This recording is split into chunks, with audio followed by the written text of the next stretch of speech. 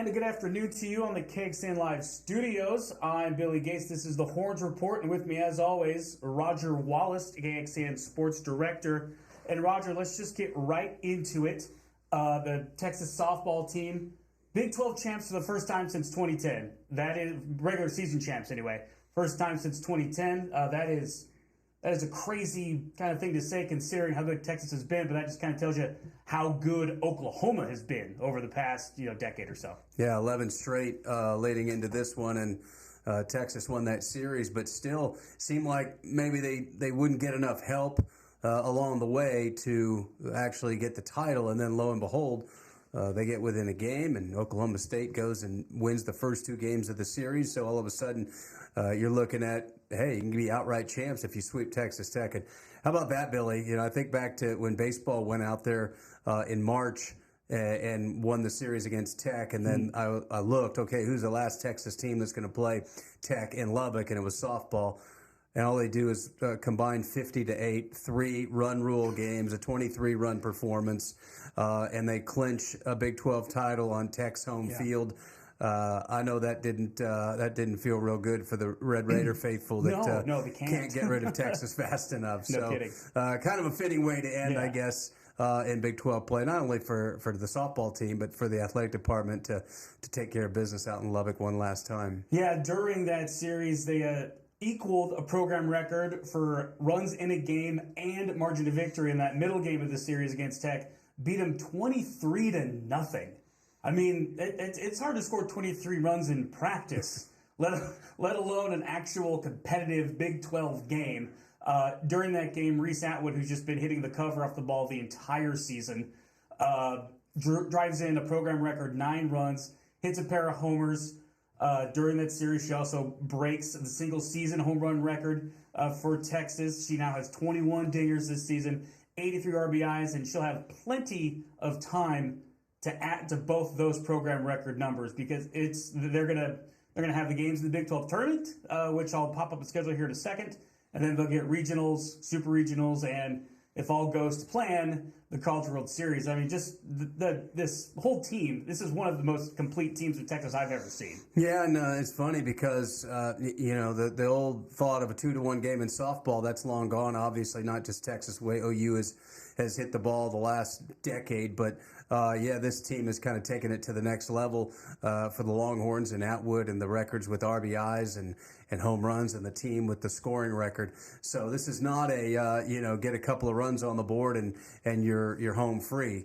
But now, you got to play with that target. And 2 of the 3 places they're going to play potentially, or the 2 of the 4, are going to be in Oklahoma City if they keep playing. One, obviously the Big 12 tournament, and then if they get all the way to the World Series, back to Oklahoma City for the World Series, and we know whose backyard that is in, and basically OU built that facility in Oklahoma City. So still, my guess is they'll be the number 1 seed, and most people will look at OU as the favorite, but got a lot of softball before that beginning on Thursday, as you said, with the schedule coming up.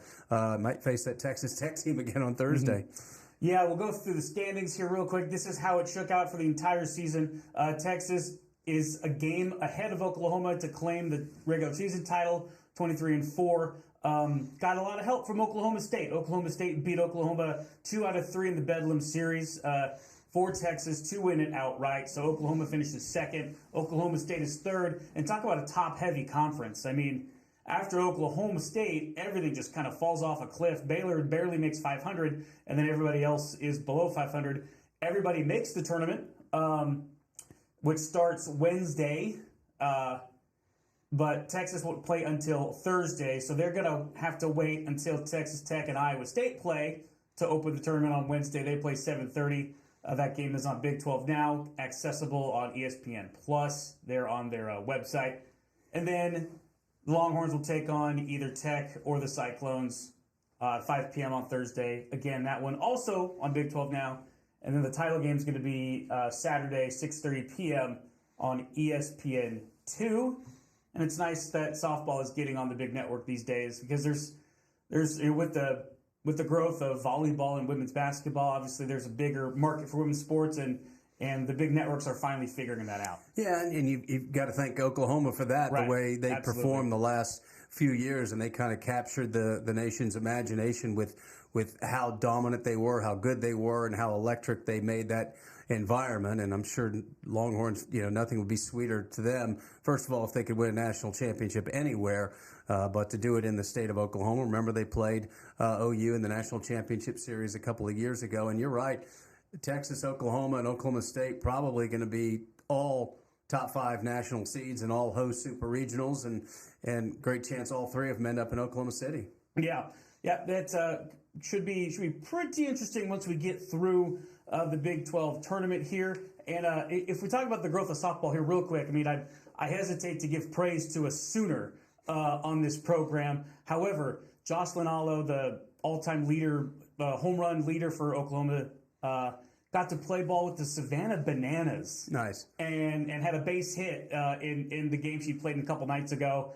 That in it of itself speaks to the growth of softball, because that would have never happened, even 2-3 years ago. Well, and to me, it's kind of that old adage, if you're playing for something really important, people will migrate to it if they can find it. So something like the World Series, where there's so much on the line, and I'm that way with sports. I'll watch anything if there's something on the line and I know how much it means. Now, doesn't mean you're going to watch day in and day out, and so I kind of go back to what they did in the World Series and how dominant they were in the World Series. So kind of like the women's basketball tournament, the last decade or so has really taken off, and we've had great subplots to that, and I think softball's right there. Volleyball, people love watching college volleyball now. They just have to find it. It's not like they don't want to watch it. A lot of times they don't know where to watch it, and when they do, it's that old line, like you go to a hockey game and you're hooked. You watch college volleyball, you're hooked because it's so fast-paced and they're so athletic. So I think it kind of follows suit. You get in front of it and you see what's on the line and you enjoy it. And this Texas softball team is one of those teams. It's really fun to watch because the way they swing the bats. And if you're in Lincoln, Nebraska, you can shove 90,000 people into a football stadium for a volleyball match. Yeah, exactly. Yeah, that was quite the spectacle. And what Iowa, as I said, has done with their basketball program and Caitlin Clark. And so, we're just seeing we're seeing slow progress, but moments. And that's what sports is about. It's about the moments. And we'll see what happens up in Oklahoma City if the Longhorns can have one of those moments. Yeah, we shall see. Moving over to the bigger diamond, the baseball team, they've been putting together a pretty good last half of the Big 12 season. They get their second consecutive series win over a ranked opponent, both those being from Oklahoma, and then Oklahoma State more recently. They win 2 out of 3 against the Cowboys. Lose the Sunday game, so they couldn't get the sweep. And I thought it was interesting, Roger, what Coach David Pierce said after that. Like, if you win the first 2 games of a series and then you can't secure the sweep, it just feels different than, say, losing the opener and then winning the next 2, or some other combination of not winning that last game. Kind of feels a little bit empty. I think that's just kind of the nature of baseball, though. Yeah, it's the only sport where you kind of assess things, not only the game that day, but the weekend, where, yesterday, 100%, it was a successful weekend. But David Pierce, after the game, had a hard time looking at it that way, because the raw emotion of losing that game, falling behind, and never really rebounding to make it a close ball game. But still, the way they did it on Friday and Saturday, some of the guys that have emerged, Gage Bain, we've talked about him before, but he really looks like the back end of a bullpen guy. And, David Pierce talked to us before the game Saturday about he doesn't look at him as a closer, but a stopper. In other words, if they need him in the 6th inning to get an out, doesn't mean he's going to go the rest of the way. Right.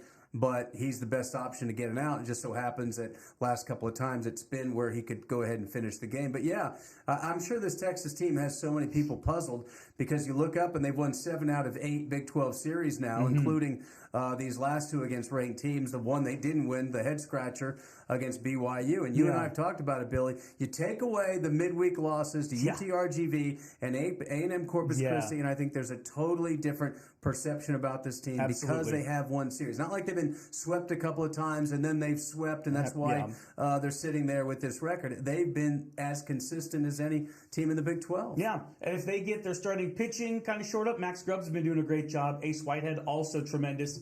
If they get that sort of dialed in a little bit better, this team can hit with anybody. They went into the Oklahoma State series 7th in the country, 95 homers. They added a few more to that tally over the weekend. The NCAA hasn't updated their stats yet, or else I'd tell you where they sat. Maybe tomorrow. But they can bang with anybody. It's just a matter of can they keep teams off the board. Yeah, it's kind of where I'm at with it anyway. Right, and yesterday, my guess is David Pierce can live with a couple of home runs by OSU, a lot more than when we saw LeBaron Johnson at his biggest struggles, Sure. and that was just long at bat, losing batters, walking batters, and it's hard to play defense. And it's just a frustrating way. He went 3 clean innings. Now, he got out of some trouble. A missed squeeze play, and second and third no out turns into no runs. But you give up a couple of home runs, all right, that's baseball. You can go back and get those home runs. They couldn't. So you wonder maybe if LBJ even is turning a bit of a corner here the last couple of starts. The only thing about the home run, Billy, and I know you know a lot of baseball, is it's hard to count on it. You know? It is. And so they've been fortunate, especially the Max Ballou home run on Saturday. That was a big shot. I think what David Pierce would like to see is, those 3-4 really good at bats in a row where you string some base hits together, and then you top it off with a blast. But yeah, I mean they've lived on the home run all year, and they've hit them in some really big spots. Gasparino to give them the 2-run lead on Friday as well, and of course his dad played at Oklahoma State, so that had to be extra special for him on Friday night. Yeah, and to kind of make a cross-sport sort of comparison, a team that relies on the home run is sort of like a basketball team that relies on jump shooting. Like if it's going, then it's going. But I mean, if it's not there, and you got to figure out how to manufacture runs, how to manufacture scoring in different ways, then that's kind of when you start getting into a little bit of trouble. So we'll see how well they continue to hit the ball. But I mean, as far as, Ballou leads the Big 12 with 17 home runs. Flores is right behind him. Jalen Flores, the shortstop, right behind him with 16. I'm not so sure Nolan Schubert doesn't pass them all the way he's been hit. He's up to 16, two more, but he is a problem. That guy can just absolutely His outs are scary. Yeah. Yes. Now, so they've got UCF coming up. I know post-game Sunday, David Pierce said he was going to give his guys Monday, so today, off completely because they just had their final exams as well, so they kind of need a bit of that mental break. And then they're going to get back to it on Tuesday.